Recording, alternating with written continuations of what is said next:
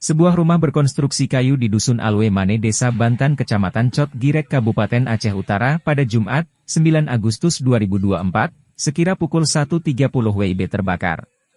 3 anak yang sedang tertidur lelap dalam kamar terpisah dilaporkan meninggal dunia terpanggang.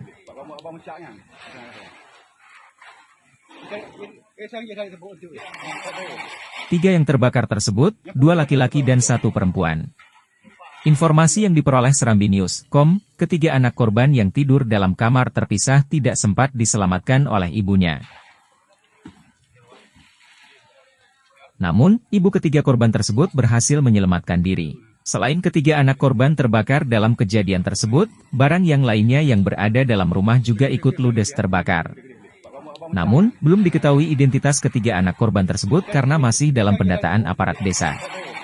Sedangkan ayah korban sudah merantau ke Malaysia. Keucik Bantan, Kecamatan Cot Girek Hamdani hadir ke lokasi sekira pukul 2.30 waktu Indonesia Barat. Saat ini polisi sudah turun ke lokasi untuk mengumpulkan keterangan dan barang bukti.